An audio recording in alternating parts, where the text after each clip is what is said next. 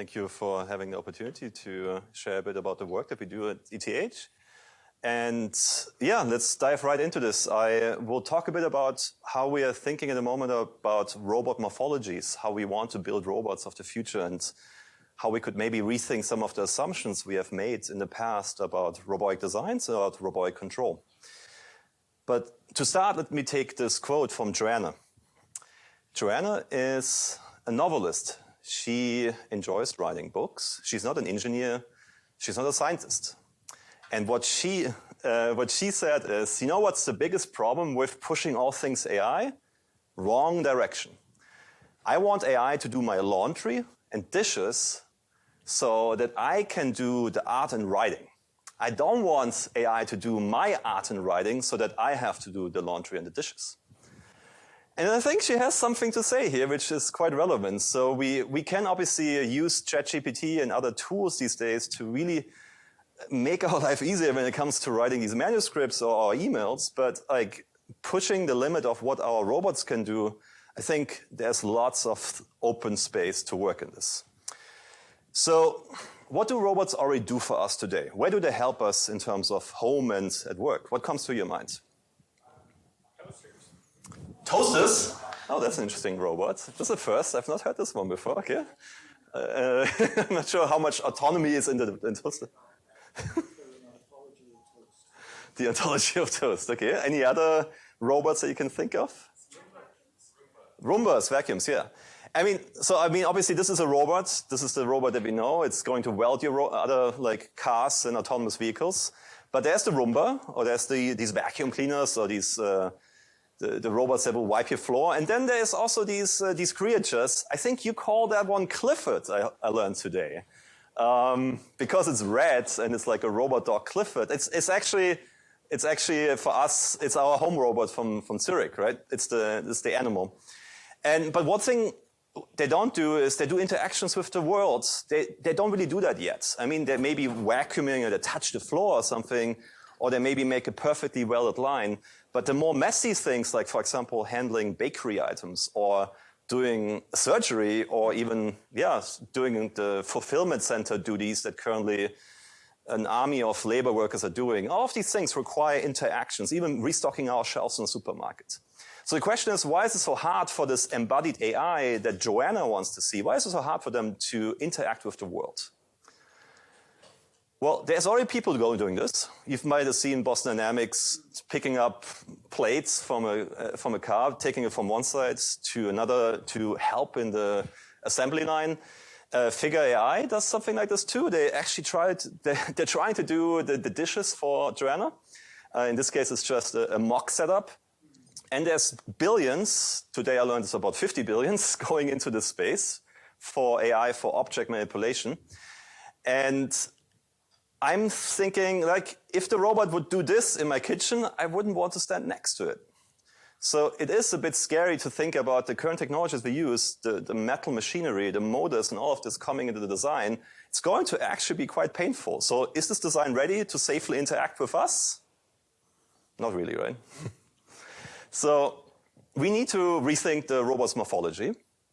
And one way you can think about this is we could bring together the ideas from multiple worlds. So we could look at soft robots. Soft robots is something I've looked a lot so far in my past into, which is just to build robots to make them soft for the sake of softness. I remember many years ago sitting in a car with Usama Khatib here from Stanford, and he was asking me, Robert, why are you building soft robots? What's the point of them? Like, they can't really do anything. Like, they're so soft. And I mean, I think there is something to be said about they can maybe not handle high payloads, but they do have something to say. If they interact with you, they're not going to hurt you.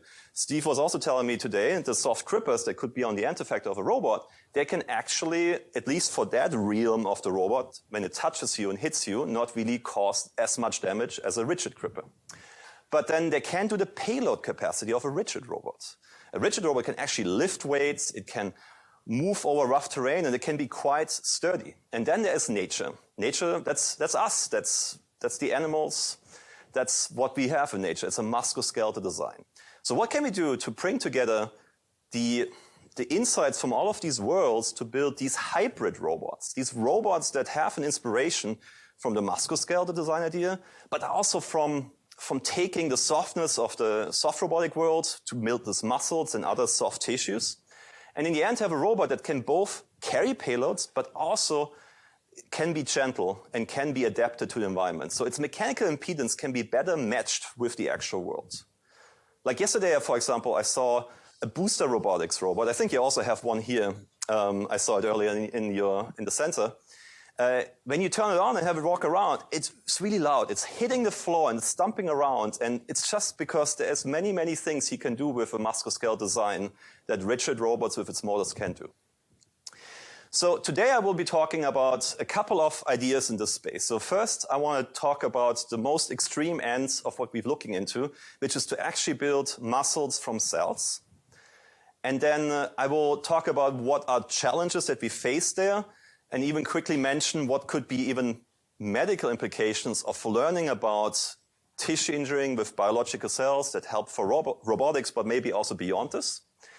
And then I will talk about musculoskeletal designs. So taking it not just from one muscle, but thinking about many muscles and what are the challenges there, towards making them actually more feasible and untethered, towards the question of how can we produce all of it, not just the muscles, but also the whole structure.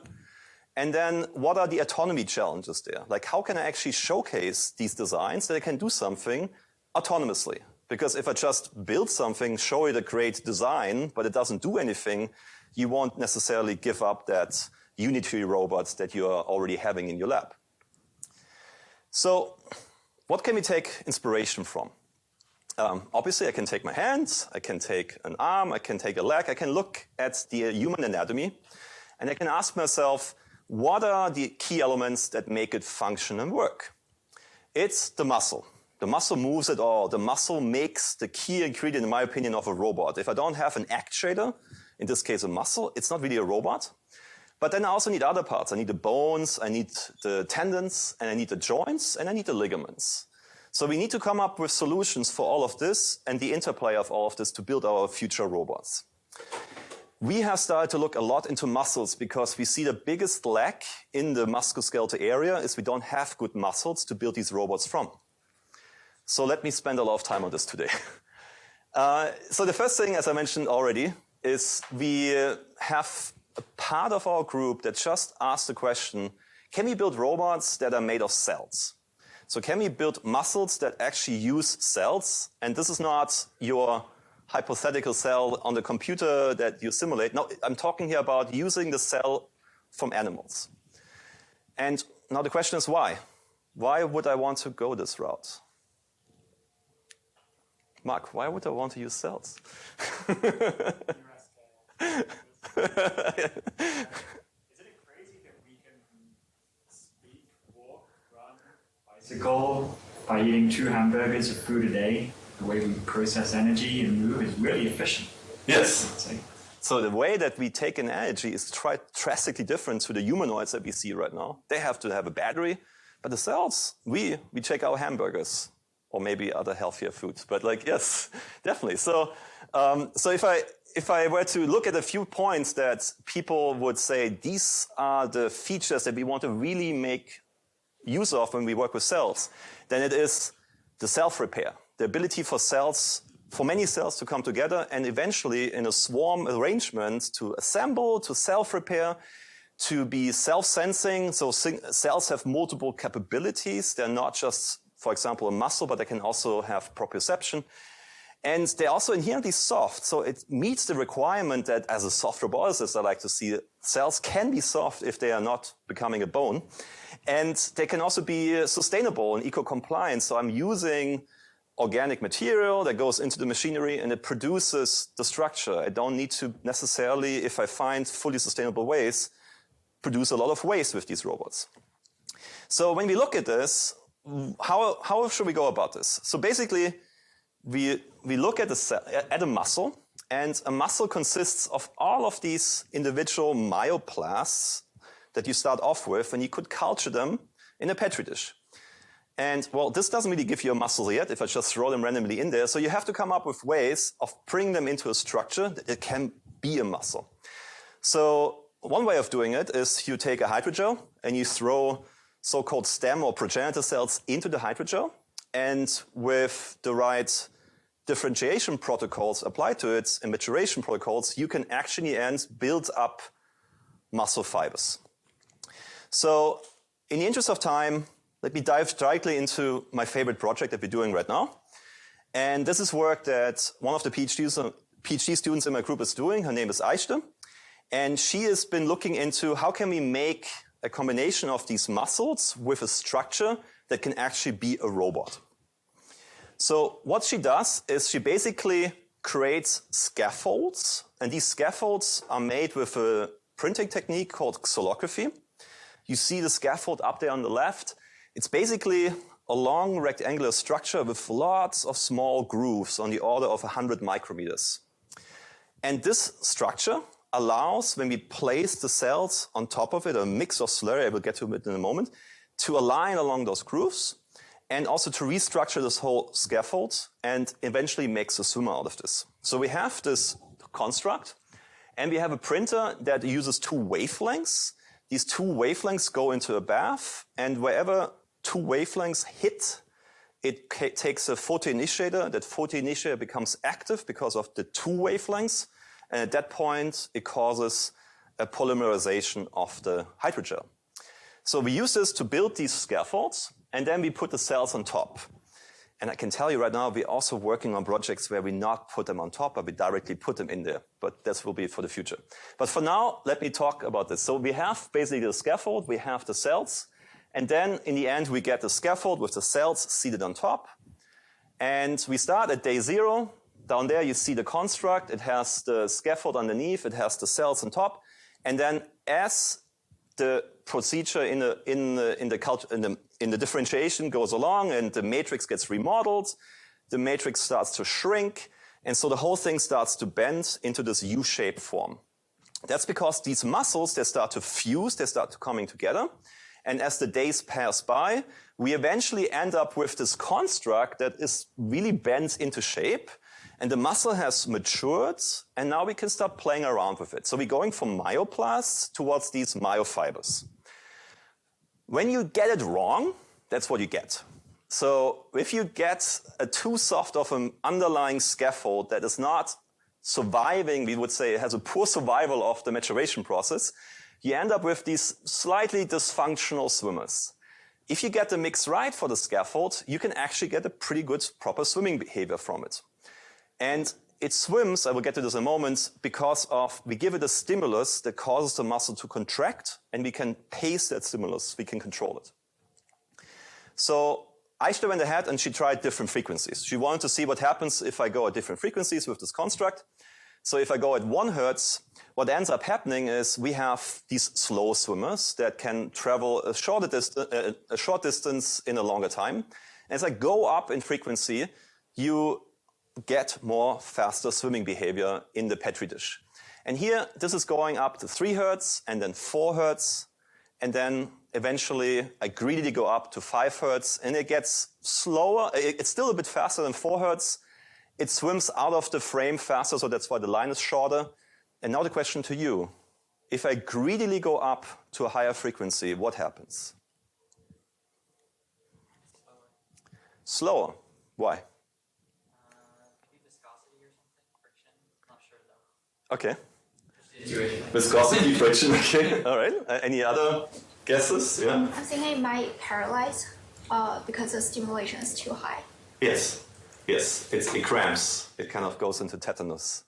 So that's what we get here. This little one that's just sort of like, sorry, I can't do this anymore. You're overstimulating me. This is too much. I can't handle this. So yes, it does not anymore swim. And it's interesting. So you can start learning about these muscle constructs and how they behave without actually having to harm an animal. So I want to just mention here, we actually never killed an animal for this experiment. We just got a cell line from a supplier that has immortalized the cell line, and we can just passage it and multiply more and more of these and use it for this experiment. So this is a close-up from the 5 hertz swimmer. So over there you see the electrode that gives an electrostatic field at 5 Hertz, every 1/5 seconds, we give a 1% stimulus. And that means for that 1%, it will get a short stimulus, a 1% duty cycle, and then it will start its contraction, and then it will eventually relax again, and then the next one comes. And so this is what happens here with the swimming. Yes? What happens when we increase the amplitude? Well, it doesn't really, at some point you start electrocuting the cells in some way, but we haven't gone too high with this. It's just a trigger. It's the energy comes from the nutrients. It doesn't come from the electrical field. So when we look at this swimmer, we compared it to other sort of biohybrid ideas and directions, and we found we got a much higher body length per minute swimming speed with this design. And so now we're investigating this area even further, and we're trying to understand, for example, can we model the behavior here? Can we understand why does it swim this? Can we understand the swimming behavior, the interactions of the surrounding fluid with the construct, and why it actually swims? Can we also do optimization of these structures by changing the length of the muscle relative to the length of the scaffold, and allow us to study why and if this model is actually accurate compared to an experiment that we built. And so this is all work in progress, and it becomes a nice playground for us to learn about these biohybrid systems. Another problem is perfusion. Perfusion means how can we actually make this muscle be thicker and thicker and bigger? Because in the end, we don't want to just have sort of a couple of hundreds of micrometers of a muscle, but we want to have really centimeter thick muscle or more. And so what we're doing here is we want to understand what happens when we put in channels into a structure. Because if you don't put channels in there, you will have dying cells in the core of your muscle construct. All of our muscles have a perfusion system, and this allows our muscles to be actually take away waste products and carry oxygen and nutrients to your muscle. And so the same thing we do here. So if I look into a muscle construct that has no perfusion channels, what we will see is that we have maybe 150 micrometers of somewhat built up myotubes, which is going to give you contractions. And the deeper I go into the construct up here, these are all dead cells. And this is bad, right? I don't just want to greedily build a big construct. If it actually doesn't get nutrients, it will not survive, and it won't give me power and won't give me muscle power. So Miriam started looking into this, and she's like, hey, let's actually make a construct that we extrude both the myoplast, but also an anchor structure on each side. And then we also interlace perfusion channels that can also afterwards be removed. And with this experiment, we basically take a muscle, we run a dye through it, and we want to see how quickly does this muscle become pinkish, become in this color. So we take constructs with channels and without channels, and just naturally gravity-driven perfusion already, and we just take the construct, lay it at an angle, place our nutrients with a dye, the nutrient solution on top, and we see we get, within a minute or so, we get already perfusion through the construct, which we wouldn't get without the channels. And another thing we see in the study is, so 6 days into the maturation process, we still don't have fully built up muscle fibers, and we still have these white channels that we produced initially. But as it further matures, these channels get thinner and thinner. So that's because of the shrinking and the remodeling that the cells are doing to the hydrogel matrix. So that's not even accounted for in these models that just showed you. We haven't really accounted for the maturation process that goes from an initial design to a matured muscle that has completely reshaped itself. So we're still a long way away from using these actuators to build this. You see there's lots of muscles in a human leg. And and they're really big. The thing I just showed to you here, this is on the order of 1 to 2 centimeters in size. And we want to build muscles that are much larger than this, right? So one thing that we have been looking into is using hydraulically amplified self-healing electrostatic actuators, which is kind of a mouthful, also just simply called HAZELs. And this is something that Christoph Keplinger's group at UC Boulder, when he was still at UC Boulder, developed. And we've been using this as a starting point for musculoskeletal designs that are taking electrical energy from a battery and directly placing it into contractional. We want to go away from this principle of taking electrical energy into an electromagnetic motor, into a pump, then flowing liquid into a structure. We believe this is way less efficient and more bulky. So this principle here basically takes these pouches that you see on the left, and then when you apply charges onto these electrodes, they act like a capacitor that is soft, that will zip together, and it will cause the whole construct to shorten. And that's your muscle, basically. The muscle now lifts the weight up. So this is how it looks like in real. This is using two dielectric films, and then we place on it a carbon. We put a little bit of carbon electrode material on the outside, and then we put opposite charges on each side, and as I then apply voltage, it lifts up a weight over there. So the first thing we tried with this is we made a fish. And that's always a nice thing to start off with, because we don't have to worry about gravity. We can just throw it into the liquid, and we can try it out. But we had a few problems with this here. So one thing that you can't quite see is we are not swimming in water. Let me ask you why. It's conductive. And why is this a problem? Yeah, so the electrodes in the original HALVE design, they're just exposed, and you don't really want them to be in a conductive liquid. So we started swimming in oil. But swimming in oil is actually quite bad. It's not so easy to swim in oil as compared to water. Have you ever tried to swim in oil? Probably better this way, not to swim in oil. But so this fish had to swim in oil, and it also had multiple electrodes that come in here. And so that lets me point to the elephant in the room. The elephant in the room is there's these humongous power supplies that sit on the outside. And people usually don't like to show them because they're not very attractive to talk about robots that will discover the world, but there's this huge power supply. So we then start going, first we try to think outside of water to see, can we use the HALVE design to build legs towards the idea of a musculoskeletal design. So here, this is sort of our baseline system. We call it a joint-centered system or a joint-centered design, where we take an electromagnetic motor and we place it into each joint, and then we basically run current through these electromagnetic motor units. It's a brushless motor, and then it moves around. This is what you know from the current humanoids. And we build everything the same way as we built in the second our HALVE system. So here we have the motor, we have an encoder in there, so we can also know where we are in terms of positioning. And we need this, otherwise it doesn't work. And then we build a musculoskeletal system. Here, we ditch the motor. The rest of the carbon fiber structure remains the same. And then we place a ton of muscles, HALVE muscles in there, that basically now become our antagonist muscle units that allow our leg to be pulling antagonistically with a lever arm onto our structure. And so this is the HALVE on the right side. We call it self-sensing because essentially it allows us to sense the contraction and also to sense the change of capacitance under loading.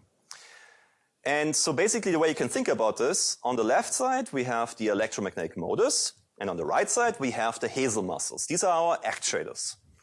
Then we have, on the left side, we would use usually just joint angle encoders. And the right side, we can make do with just the self-sensing capacity, the self-sensing capability of the capacitors. And then finally, on the left side, you usually would have a linear transmission that could be a planetary gearbox or some other way of taking the high rotations per minute and the lower torque to translate it up to a higher torque and the lower rotations per minute, which you need often for robotic applications. And we don't need this. We just use different nonlinear moment arms for our tendons to attach to, the same way that we do it in our human body. Or maybe Mother Nature does it in our human body. So this is the PELE system, and it has the hip flexor, the hip extensor, the knee extensor, and the knee flexor. So we have these 2 degrees of freedom in the system. Then we have 4 high voltage amplifier units. And we also do packaging of these muscles. And the way you can think about the design rule for this is if you stack the pouches in series, you get more strain, more delta X. If you put more on top of each other, you get more force. This is how you can basically design your muscle unit in this case. So when you flex the hip, it moves the tip down in the yellow line, and then you extend the knee, it moves it further, and so forth. So we go through the full motion cycle with the tip. And now let's get to some experiments. So Thomas then started looking together with Toshi on how agile is the system, how adaptive, also how efficient, and how does self-sensing work for the system. So when we look at agility, we try to do, for example, high jump experiments. Well, just see, can this thing actually hop off the ground?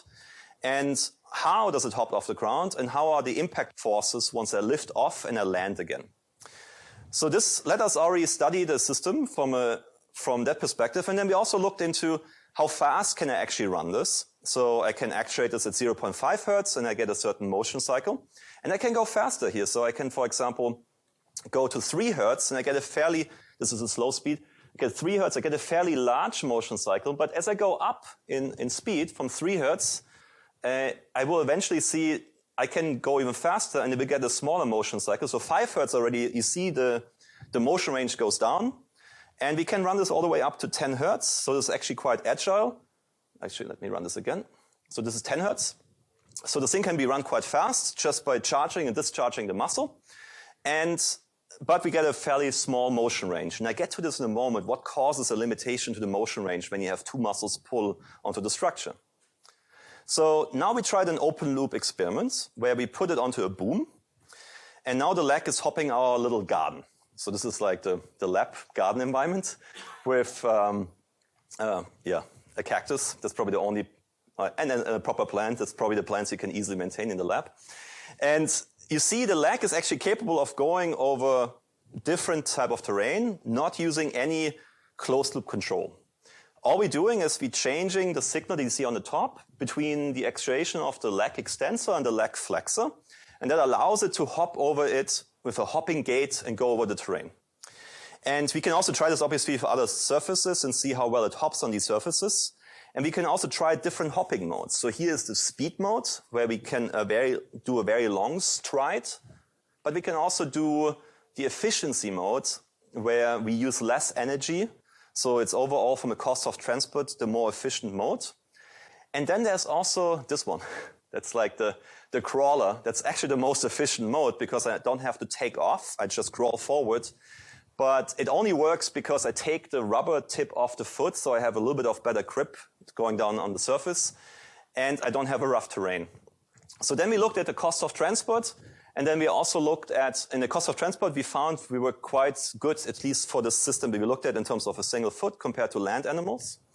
And then here we looked at the heating. So on the left side is the motor that we compare to, and the right side is the muscle. And the motor heats up quite a bit because we constantly run current to hold the payload. And on the right side, it does not require this. So this allowed us to do investigations into efficiency as well. And then there's another thing where we looked into the self-sensing muscle. So we want to understand, can we actually use the capacitive change of the muscle to detect an obstacle? So here's the obstacle on the left side. That's just a stone. And now the robot is just hopping in a normal gait, and then it hits against the stone. It senses a change in its capacitance, and it changes its gait cycle. So this allowed us to, here you see the capacitance change. So the moment it makes contact, we get a different capacitance profile for hitting against the stone. And then we just change to a different controller that lets this leg hop over the stone. Then we also looked into what if we not only use the muscle by itself with its capacitor, but we can actually, that nothing speaks against still to use an encoder. Like, why not? Like, why not have an encoder in the joints as well? So then we try to see, can we track different motion cycles? Like, can we do a circle? Could we do a figure 8 and different sort of motions? And how accurately could we track a reference trajectory with the tip? And one thing we found in this experiment, so we were able to track it, but we had a fairly limited motion range. Now the question to you is, why? Why is, in the setup that I just showed you with this PELE leg, what's the challenge in terms of motion range? Like, why is the motion range that you see here sort of limited to a small motion range in the tip of the leg? It's not able to do these large motions. I can do this with my arm, right? I can do quite large motions with the tip of my finger. So what is mechanically the challenge here? The muscle. And what's the problem with the muscle? Why can I not do this? It's a single isotopic material, so it can contract or extend as far as much as muscle. So it cannot contract, but particularly it cannot extend as far as our muscle can. So it can contract. It can actually, technically you can collapse this muscle. Passively you can collapse it because it will just fold up or buckle up. But the problem comes, and you see this now here, if I take the muscle and I pull on it, it doesn't extend. It's a film. It's a flexible film, but it's not a really extensible film. If I pull really hard on it, I just rip it apart. But it doesn't really, it's not elastic, right? So if I look at this from, let's say, the motion range that you see here with the actual natural muscle, is that we have the challenge that if I want to go to the right terrain where, let's say, animals would have their muscle also be at, I would have to actually be extensible. So down there is the length over the length, the resting length L0. And natural muscle can be both contracted actively, while you see my triceps down there was right now extended to allow this to happen. And that's not possible with this design. So then Amir and Ronan thought about what's the problem here? The problem was that, so we have on the top, we have the two muscles. This little cross in there just says the muscle is not really extensible. And then if I take the tendons and I tighten them, ideally for a good system, they are tightened properly. If I do this, then I get no motion range. Because I'm trying to contract one muscle, the other one will not give in and it won't allow me to do this. But if I now put a little bit of slack onto the tendon, I get some motion. And that's exactly what we did for the PELE system. We put a little bit of slack in there, so we get that motion. But you can imagine that's not very good from a controls perspective. And it's also not a very efficient way of doing it. So what we started doing is to say, why don't we take the muscle and couple it with a clutch? And the clutch itself is basically something that can selectively engage and let go, the same way in your car, that would be the case. But also it has an elastic fabric around it that takes the clutch back once there's no loading on it. So the way this looks like, we have the hazel on the top, we call it the electrostatic muscle. And on the bottom, here, in this pinkish red color, that's the fabric, and inside of the fabric sits two PVDF clutch units that are basically two dielectric materials with electrodes, and then you apply a voltage, and they will like really stick together and become a closed unit. And if I take the voltage apart, they can freely slide, and the only resisting force then becomes the pouch, this like pinkish unit around it, which extends, okay?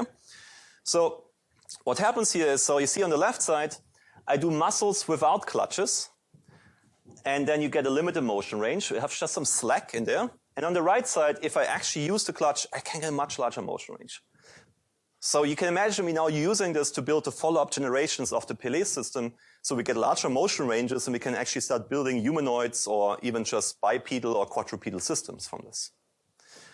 So let's get back to the elephant in the room. What was the elephant in the room again? Yes, that's the elephant here. So the elephant in the room is quite big. It's actually as big as you see it on here. It's a massive unit. So it sits in our lab. We have a couple of these. They easily set you back with like $20,000 US if you buy one of these. So there's lots of good reasons to get rid of them. They're way too heavy and they're way too expensive. And the reason why they're actually so big is because no one ever cared about having a smaller high voltage power supply. There was no application that needed it. So if I actually go and build a unit for my design, and I think about what to combine here in terms of step-up conversion and in terms of switching units that can turn on and off the current onto your capacitors, you can get it 5,000 times smaller. So we went actually from on the left side, 25 kg to 15 grams to power our robot. But in order to do this, we had to also think about how can we now build muscles that can actually work with this. So that was a challenge that we got interested in terms of we can, for example, build a muscle unit that can use this, but it cannot go quite as high up. We found that the MOSFETs over there can commercially be purchased for voltages up to 4 kilovolts. So far, hazels were always operated at 6 to 8 to 10 kilovolts in that range to get any reasonable forces out of them. So that's a problem. So why is that? Because at those high voltages, they use other means, for example, optocouplers, they're called. They're using an optical signal and they couple, and that is actually very energy hungry, it's bulky, it's big. So we went to buy these DC-DC converters for 1 kilovolts, and we bought MOSFETs, which were really compact, but we had to go back to the design of hazels. So hazels are designed like this, the traditional hazel design. So we have an electrode, then we have a dielectric, in this case a BOPT, in the middle, And then we have some oil in between. So when the thing is sipped, it looks like this. So I'm just showing you the little excerpt up there in the top. We're talking here about 10 micrometers for the electrode and about 10 micrometers for the functional layer that sort of isolates the charges and it acts as a dielectric. Now, I can replace this and move this BOPT to the outside, have an electrode, and then I have a different material that's shown here in red, and that's called PVDF terpolymer. That PVDF terpolymer has a higher effective dielectric constant that allows us to now go down in the operating voltage while we remain at a high force. So with this, we then made a muscle called HALVE, which stands for hydraulically amplified low voltage electrostatic actuators. And with this composite design where we have these multiple layers, we could build a muscle that now gives us a couple of advantages. First of all, the electrodes are actually now insulated, so I could put this also underwater. And I also have the low operating voltage. How does this look like? So from an actuation voltage perspective, if I operate at, let's say, 1 kilovolts up to 1.5 kilovolts, I very conveniently are in the regime of low voltage components. So from industry norms, from power electronics industry norms, anything below 1.5 kilovolts is considered to be low voltage. So this has a certain advantage to operate at this regime. And the other thing is, with these muscles, we were able to go to powers of like 80 watts per kg, which is very comparable to a human muscle in terms of average specific power.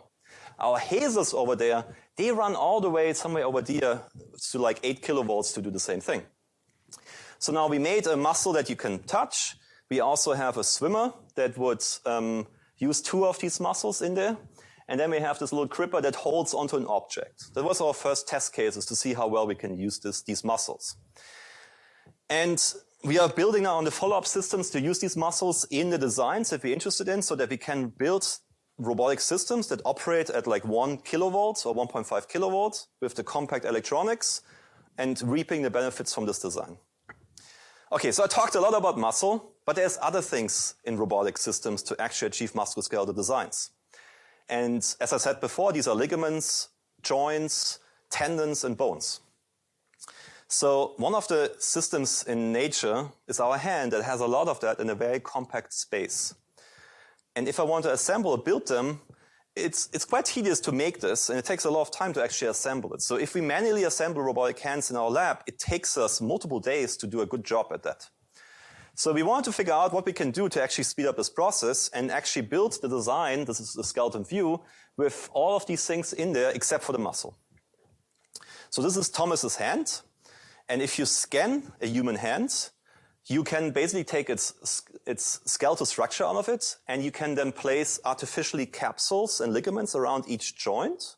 And you can additionally also put tendons in there, and even little like pressure units, hollow cavity units that you see on the fingertips to make a hand. And while you're at it, you can also try to design a heart that has soft and rigid components and valves, and even a soft robotic, rigid, soft walker that has muscles that can be pressurized. So with this, we sort of developed together with a team in Boston a system called vision controlled shedding. And in this work, we tried to understand, can we put a ton of droplets down of soft and rigid materials? But these materials have to be actually functional. They cannot just degrade over time. They cannot have poor material properties. And so in order to achieve this, we had to find a way of not depositing the material and then scraping it off, but actually depositing and scanning the surface to then adjust in a closed loop manner every layer that we print with this inkjet method. So you see a printhead here that deposits a layer. And when you deposit, there's always some unevenness. And traditionally, you would actually take a scraper or a roller to flatten it out. But you cannot do this if the material that you're putting down is not properly curing right when the UV light shines on it. It doesn't work. It will goo up your system, and it will not actually yield the properties that you want. So what we developed here is basically we have a system that can be printed, and then you scan every layer, and so you print layer by layer, and every layer is slightly adjusted to achieve what you want to achieve. So you go from original design to these layers, and so you start off, you want to print the next layer of this hand, so there is like soft and rigid and wax materials that you see here. I scan the surface and I realize, oh, there's some areas I've under-chatted and there are some areas I've over-chatted because the piezo nozzles have a distribution of particle sizes that come out of it. And then my layer, originally which was supposed to be this, I slightly adjusted to be this. So that on average I stay level without ever touching the surface. So that's the key here. So with this, I can now print other chemistries. Now the chemistries that I can print can actually do their job over long periods of time. They don't need to anymore be sort of radically polymerizing. They can take their time to polymerize. It gives you better properties overall. So instead of using an acrylate, which say a traditional Stratasys Connex printer would give you, would be used, and these are so-called chain growth polymers that use a random and irregular distribution of monomers to then connect when it polymerizes. We can go to epoxies, siolines, and other materials that use something called step growth polymerization. And that material has lots of advantages in terms of material properties. So one of them is it doesn't age. So the elastic modulus, the Young's modulus, remains constant even after days and weeks. It doesn't change. While these acrylates change, they get much stiffer over time. Another thing is the elongation to break will remain what it was at the start when you printed it. It will not get more fragile and easy to break. Also, the Young's modulus, which you see in orange, is much smaller. So that means when you squeeze this material, it actually goes back and is not very viscoelastic. So the soft material actually behaves like a proper rubber as you want it to behave. So this is a walker that we printed with this, and then we just run a couple of pressure lines from the back that causes the legs to move, and then it touches, and then it senses that it picks up this box, or this tic-tac box, and then it moves backwards. And then the other thing is we printed this hand, and this hand was printed with the printed ligaments to it. And down here, we attach lines to it to pull on these printed ligaments to just actuate. We want to see, can we get this hand that we scanned to be actuated? So, and as a next step, we also put little muscles in there. This is pneumatic McKibben muscles to actuate it. And as we were assembling this, we were still taking, in this case, about an hour to assemble this whole unit. So this is Stefan here in a speed up assembling this unit. And it was still taking an hour. And as we were doing this, we were also thinking of, is this actually going to be the final solution that we want to have to build robust robots? And the answer is not yet. There's still more to be done on the material chemistry. The process now exists, but the material chemistry has to even further improve. So we started looking into building robotic hands also still from an FDM printed design, because we believe it's easier to democratize these designs. So that you, for example, could start running your Isaac Sim or Mujoko simulations to train your PPO reinforcement learning algorithm. And then you can, for example, roll them out on a hand that can be actuated, and they can learn to roll the ball forward and then change direction to roll it backwards, all just trained in simulation and applied to this hand. And you could also then start using these hands to, for example, run a transformer on it. You give it a couple of demonstrations, and then it will learn to pick up this octopus and put it into a box. And you can still annoy it if you want to, and try to see if it can still go for it. So this is what the guys then went off to mimic. They were very interested in doing a startup out of this, and they want to solve a couple of problems in industry. For example, picking up bottles or picking up items from an assembly line.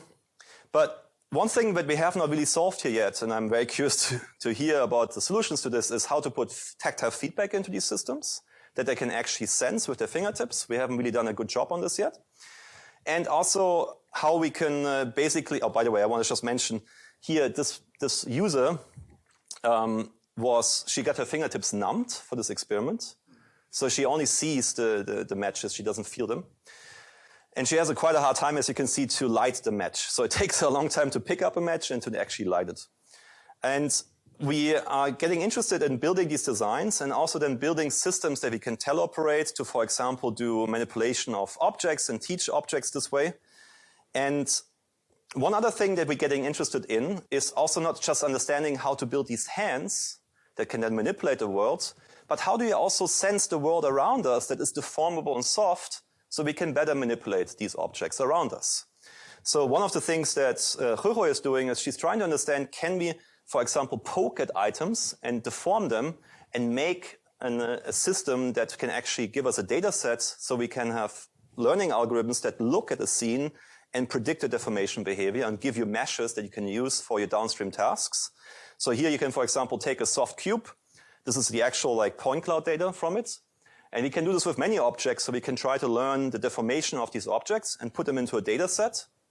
And then eventually we can start learning with point cloud data, image sequences, and the force data from poking at the objects, a data set that could, for example, in the end, predict deformed meshes. So you could use this then for the manipulation problem of doing manipulation with deformable objects. Okay, so just I want to highlight maybe two more things why ETH is really great. You have excellent teams of students, and one of them was a project that I started working on with the Focus Project team a few years ago, which is this gripper from the air, which basically has two soft grippers that can go down and pick up objects. And the team went on to actually build grippers that can also fly outside and pick objects. So here you see the drone outside on Höngerberg campus trying to pick up this plush down there. So it has an onboard detection stack that is segmenting the scene and trying to find where the object is, and then it goes for it and picks it up. And similarly, we also have now systems like this drone. Oops. This is another project by Focus Project students. So the third-year bachelor built a full 5-meter fixed-wing drone to go after poachers in Africa. That's sort of their goal with this project. And I can tell you there's an extreme level of independence and of capability to build up these systems. So quickly to mention, there's a few things I've covered today, which is these biohybrid swimmers. We looked at muscles. We looked at the leg systems, at these HALVE actuators, and also at vision-controlled shedding. And we also looked at autonomous learning, meaning how can you build systems that can in the end be autonomous and manipulate objects. And in the future, we want to understand how we can build perfusion systems for the muscles, how we can do muscle modeling, how we can also do proprioception into these hands, and also how we can do really proper real-world autonomy. And maybe one thing to highlight in this context is we can not only build robots, I mentioned this to you before, but we can also look into building systems that go beyond this. And I want to give you one example here that does this. So this is something that Lewis is doing in our group, where he's taking a different printing technique where we not necessarily, in this case, have the goal of building a muscle that contracts, but we want to build something that we can use, for example, for a medical application. So Lewis has been taking a technique that shines a laser onto the gel and with a certain speckle pattern that produces cell alignments. And if you then use cardiomyocytes for this, you can start producing muscle tissue, cardiomyocyte tissue that can be shined. You can shine in multiple directions on the construct, and you can produce multiple alignments of cardiomyocytes in the construct. And then when you look at this, it is a contractive tissue that can also then start contracting if you shine with two directions on it, that can contract and torque. And when you then take a step further, you can take it to applications where, for example, you have a ventricular defect where you have a hole in the heart. And then Lewis starts looking into this of how can I make sort of a metamaterial where I combine techniques from what I just showed you, where I take the cardiomyocytes with a strong structure and I put them onto patches, and then I will start installing them into defective hearts. So the next one I might not want to show you. It's pretty bloody. But so if you mind looking away, if you can see blood, I want to show you just 2 or 3 images to show you sort of the applications to this. So this is a punched hole into a pig heart that basically in this place you have a hole into the ventricle. And then when you now take the patch that Lewis developed, you can suture it back in, you can close up the heart, but now you have not just a patch that is sort of dead, or it's like made of a dead material, but it actually has the proper iPSC-derived cardiomyocytes in there, and we have the hope that this will help to at least heal that part of the construct. And then in the end, we can take it out again. We can look at what comes out of it. What is the actual like patch, and what does the actual interior look like? So with this, I want to say thanks to the team. So this is the people that did all of this work. They it's a mix of specialties from biology to biochemistry to mechanical engineering, but also to computer science and people just coming from data science that are interested in building these biohybrid musculoskeletal robots. That's how we fund ourselves. That is the funding that actually enables this research and it makes us happening. And now I'm open for questions. Thank you.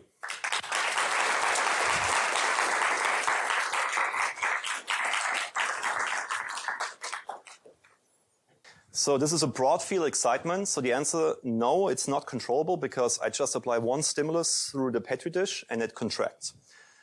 Asia, she's working on the question of can I place motor neurons into this construct and can I then stimulate the motor neurons selectively to give it, for example, 2 or 3 areas of contraction.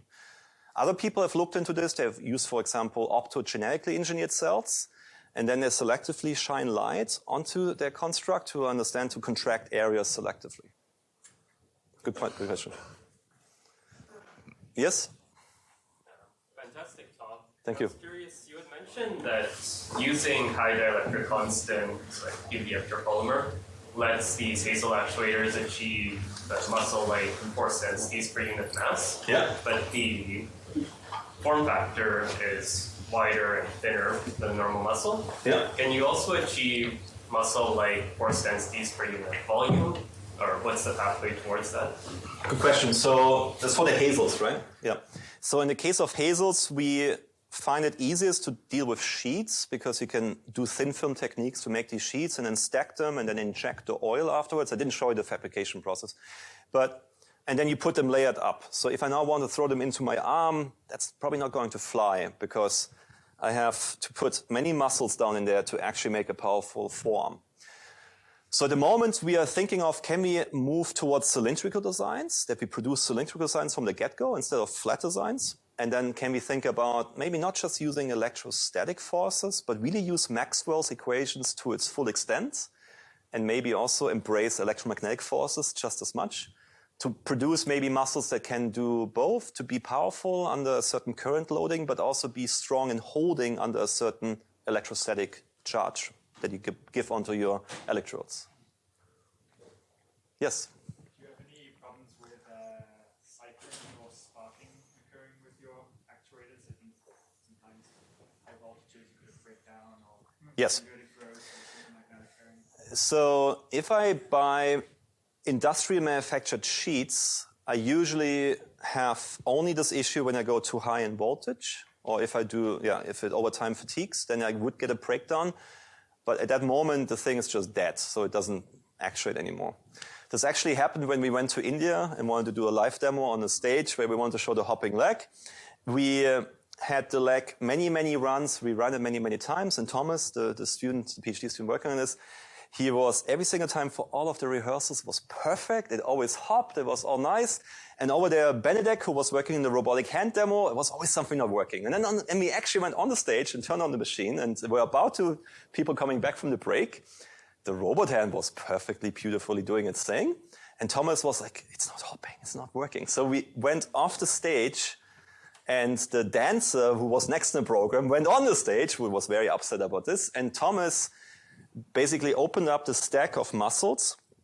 And what happens in the hazels is you can just go over them and you feel for oil. And you can identify the muscle that has had a breakdown. And then you feel, okay, there is oil. So he then unstrung the tendon from that one layer, took it out, and he had a bunch of backups and threw them back in. So that was, in this case, the failure mode. And I mean, it was either an over voltage that he ran onto this or something that caused it to break down. The other thing that we found with HALVE actuators, with these low voltage actuators, is we are making everything there by ourselves. We cannot buy the actual dielectric films because we only can buy pellets of these PVDF polymers. And so here it goes really back to we have to move into the clean room to make them because otherwise we're introducing small little particles during the plate coating procedure and then these are in there and they will cause very easily breakdown. So that's a challenge. That's a great question.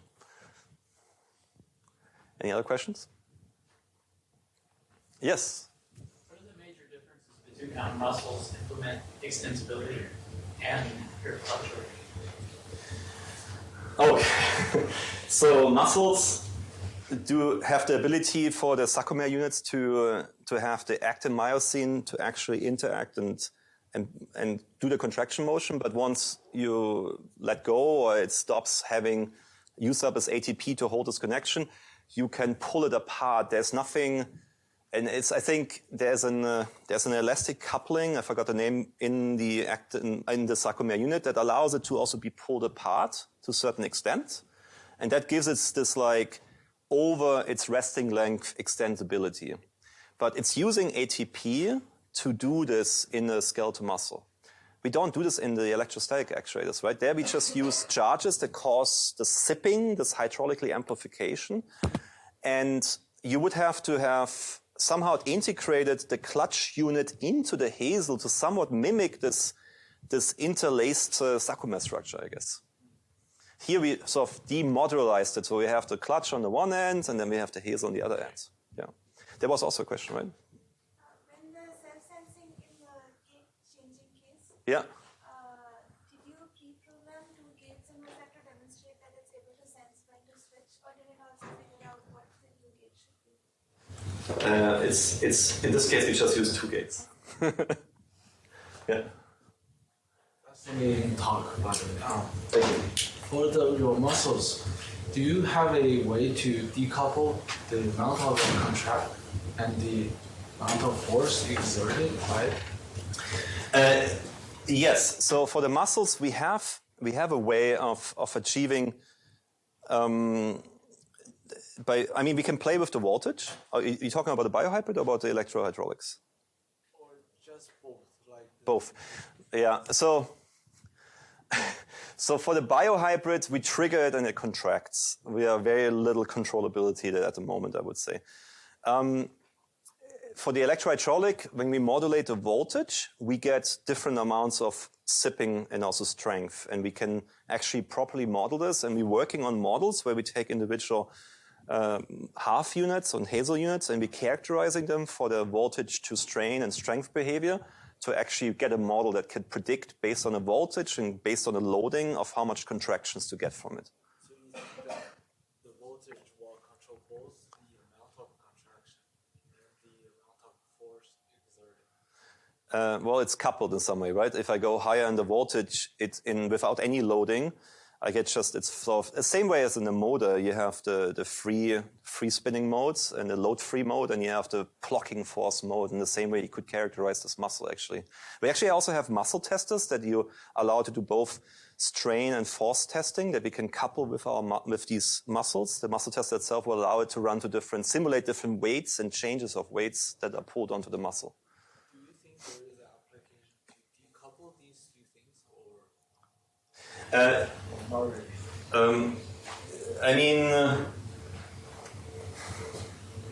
I think the problem is it's always load dependent. That's just mechanically how it is, right? So if I have a certain dynamic or static loads, the muscle itself, depending on how much force, how much actuation I give it, will be able to lift it more or less.